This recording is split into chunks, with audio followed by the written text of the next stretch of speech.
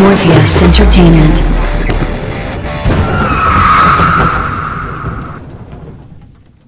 Yo, you all, Morpheus here. Welcome for joining me. And today the ultimate awesome, epic, everlasting RBG guide for Demolocks, of course. Well, first of all, we cover the advantages. Why would you pick a Demolock for RBG and not a Desert Lock or an Affliction Lock? Let's check out some aspects or advantages of Demonology. First of all, they have great CC. They have an extra stun, because the other classes can't take it. It's a stun from the Felguard. And if needed, or sleep instead of fear. Now these are actually minor changes. I would say the CC is great for every class, but it's just a reason to pick a Warlock in general. Great survivability and tanking capabilities, way better than the other classes. I will come back to that later. Best single target burst of all Warlock specs, definitely. It's just really the best burst ever for Warlock class. And if you don't agree, then just duel me. Then another thing, best AoE burst of all Warlock specs. This really depends on what classes you are playing with. But if you do a mass grip and you launch 2 Chaos waves in combination with Immolation, Aura and Mineral Fury, wow, the damage is insane and you will destroy the whole team. Some example at the end of this match, or I mean guide. Then better mobility with Demonic Leap. You can jump forward. You can even combine Demonic Leap with a slow fall or levitate, and you will get to the center of the map or something. I will give an example of that also later. Best utility with a knockback. Yeah, knockback is just really handy to have in an RBG if you have like you know, platforms and stuff. And a strong demon, Felguard with a Blade Storm, and Blade Storm also increases the AoE burst, of course.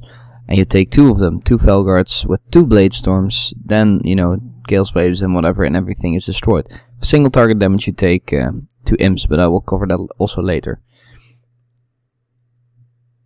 So, let's look at the roles and tasks. Okay, what are your roles? Each different role could have another talent build, gems, another demon use. Just, you know, we cover that later, but I want to say that in advance. So the one-shotter. His task is to one-shot either a single target or the flag area, or like the flag area of the enemy team, or do an AoE one-shot on the entire team in like a team battle. Depending on your fellow RBG members and talent choices, you can be better or worse for single target burst or multi-target burst. So you should ask them beforehand, what do you want me to do? Do you want me to stick in the team fight, or do you want me to go after the flag carrier and kill the flag carrier? Because then you need some different talent builds. For this you need the very offensive spec plus some talents that you can switch out depending on what you want to do. So let's continue with the base defender. So the base defender prevents people from capturing other bases with a strong demon by his side. Usually the Succubus or Felguard are both great pets to prevent an enemy from capturing a base if you are CC'd. For this you need to use the defensive base spec preferably, but you can also manage with an offensive build with altered talent, so you don't need to switch out your gems per se. Flag area. Thanks to high mobility, great tanking capabilities and more, Demolock can actually carry the flag for your team. You need a highly defensive build for this that I will cover later, together with good use of teleports, gateways, speed bonuses and demonic leaps to quickly get the flag to the other side. And once you're there, you focus on staying alive, tank all you can tank with all your cooldowns. Then we have the CC monster. This is an inside, this is a side job you always need to do. Locks have great spammable CC, Fear, AoE Stun, Shadow Fury and knockbacks are very important. When you can't one-shot and are building up Demonic Fury, especially as a Demolock, you have these down periods where your damage is so low that you can better focus on doing something else than damage. You start dotting, stunning and fearing everyone you see. So basically you build up Demonic Fury and CC, that's like your main task as a Demolock. And you do this whenever, whatever build you have, you just do this also all the time. When others did a maximum of 100 CCs in an RBG, I could reach up to 200, 300 in a single game and still fulfill my other tasks. And that's really important because, you know, your team must have CC. And if you take a Destrolock, he also must focus on building up embers and doing a lot of damage. And maybe they sometimes forget to spam CC the enemy team. And that's really important. And as a Demonology, you can also focus on CC. So let's look at the stats and gems. The offensive spec first. The stat priority is spell hit, 6% into mastery, intellect, crit haste, and other shitty stats. So what does mastery do if you're in your caster form or in metamorphosis? It increases your damage for you and also increases your demon's damage in both caster and metamorphosis. Due to the fact that the mastery increases the damage done in metamorphosis a lot, and we use 2 summon demons to burst, mastery increases our burst a lot. So that's why it's the main stat. For reforging, first try to get the 6% spell hit, and then just follow the stat priority afterwards. It's not really difficult. But make sure that you're not at 7% hit, you know, then you should do something else. Then maybe you should gem into hit, and, you know, then reforge into something else that is useful. For gemming, if you want to go hardcore, ignore all the socket colors and go full mastery in each sockets. That's actually what I use at the moment. Nice and simple. Otherwise, if you do want to get the bonuses, pick full mastery for yellow, mastery plus intellect for red, I believe, and mastery plus hit is also an option. So let's continue to the defensive spec. Same set priority except stamina actually over mastery, then intellect, crit, haste, everything else. The reason for stamina is because stamina scales very good with a lot of spells we have, so therefore stamina is actually quite important. So what does mastery do when you go into Dark Hypothesis, our tanking form? So mastery reduces damage taken when we use the Dark Hypothesis glyph and go into tank form. Stamina remains the most important stat because it scales with a lot of other spells, but mastery comes after that. So it reduces our damage a lot. I believe it's like 21% for me at the moment if I start tanking for physical damage, and 15%, that's the baseline, or I mean it doesn't go further than 50% for 15% for spell damage. Okay, for reforging, there's no need to alter your reforging compared to the other offensive spec, at least I don't do it. For gemming, go full stamina, like I said. If you do want to keep the color sockets bonuses, I suggest stamina plus mastery, since it also reduces damage taken, and intellect, even stamina plus intellect for some little bit of extra damage.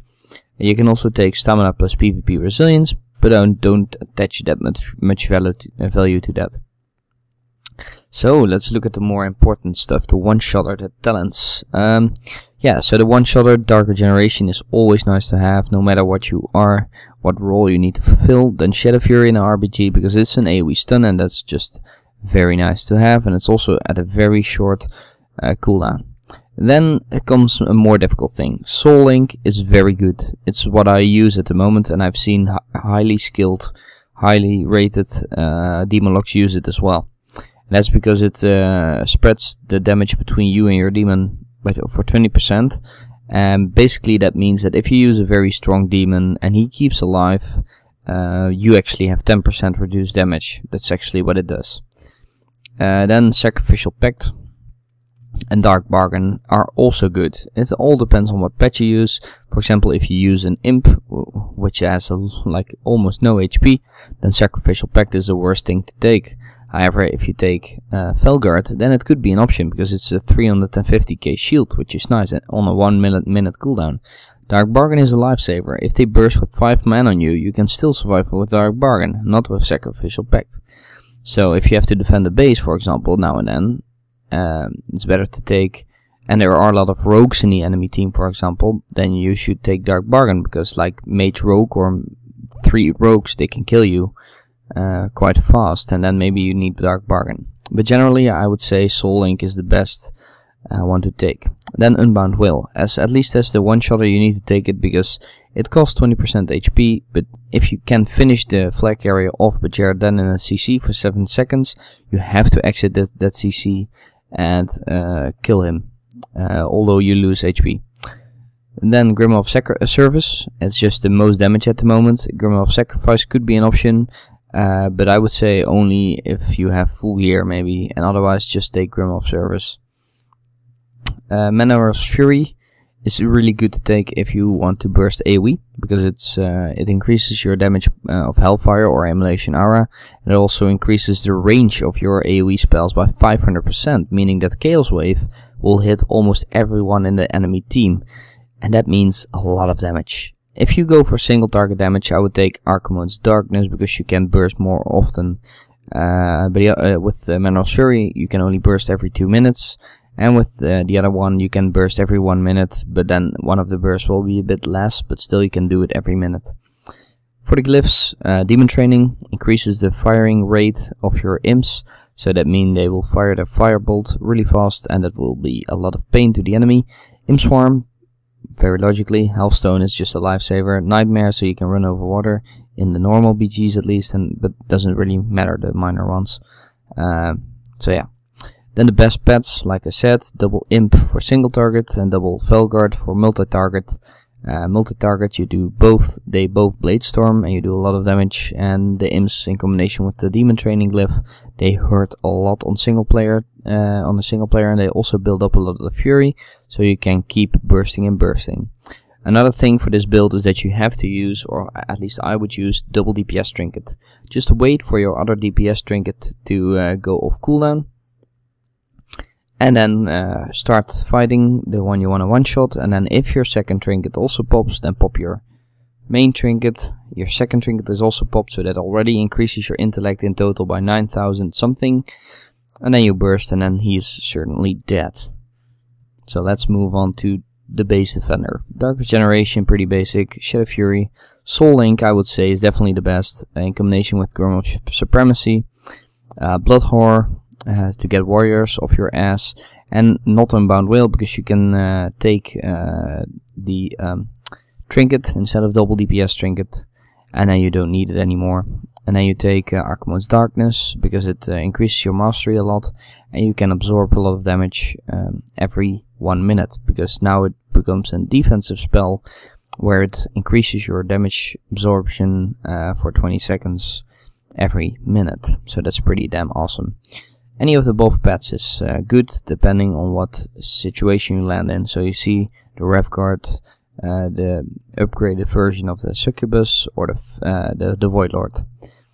And these are all have their own advantages, and I would say try them out all and see what's best for you, but they are all pretty good. Then Demon Hunting for the major glyphs. Demon Hunting, Eternal Resolve and Healthstone. Why? Because Demon Hunting allows you to go into the tank form, which is the most awesome thing ever. And let me just tell you that if you combine it with Eternal Resolve, which reduces your overall damage taken by 10%, in combination with Soul Link and Demon Hunting, at least your physical damage absorption will be 41% higher than what you have right now. And your magical damage absorption will be 36% higher than what you have. And then of course you also get extra armor and stuff if you go into demon form, whatever. But like you still have your PvP resilience, so you still have those things, but it will extra increase your damage absorption by 41%. So definitely use those set of skills or talents if you want to base defend. Yeah, so let's move on. The Flare Carrier. Well, this is a bit different, but kind of the same. Dark Regeneration, Shadow Fury, and then you could take whatever you want. Depends on what healers you have with you. If you have healers with you that can prevent a burst with a bubble, for example, or they can shield you pretty well, or they are really good at burst damage healing with cooldowns, then I would say take Soul Link, because it will just get some pressure off your healers and make you able to tank better, but not for burst situations. If your healers are more very good healers for over time, but they can't deal with bursts, then take Dark Regeneration. Then you have Blood Horror or Burning Rush. Yeah, Blood Horror to get a lot of melees off your ass, which is really nice. But if you want to carry the flag and cap the flag fast, then Burning Rush could be an option, because it increases your speed up to 150%. And if you have movement slowing effects, it will not go below 100%, but it costs HP to use, so it's kind of risky, but it's still a viable option. Then Grimoire of Supremacy or Grimoire of Sacrifice. It also depends on what kind of healer you roll with. Grimoire of Supremacy will give you a very strong demon, and in combination with Soul Link, you share the damage and you get damage absorption plus a little bit of healing and stuff. So Grimoire of Supremacy is really good, especially in combination with the Void Lord, for example, and then you can shield yourself from some damage and stuff. Anyways, it's really good. Grimoire of Sacrifice, however, increases your HP by 20%, which is a lot, and some healers prefer that. I prefer Grimoire of Supremacy, to be honest, but maybe you want to get extra HP. Anyways, and then Dark Archmone's Darkness for the extra damage absorption every 1 minute, basically. So yeah, that's it. And then yeah, of course, you know, Demon Hunting, Eternal Resolve, and Hellstone again, because it really yeah, reduces the damage a lot overall. You could also change Eternal Resolve for something else if you want to use it on cooldown every 2 minutes or something for 40% damage reduction, but I would say just take the Glyph. It's really good. So yeah, those are all the talents and stuff that I use. We can go over some examples right now, so please join me. Here you are about to see another moment in a BG, not an RBG, but okay, it also demonstrates only the thing that you can do. This is my one-shot spec with Mineral's Fury for AoE burst. The sound effects are made in-game thanks to PvP sounds, and they will allow you to hear my killing blows.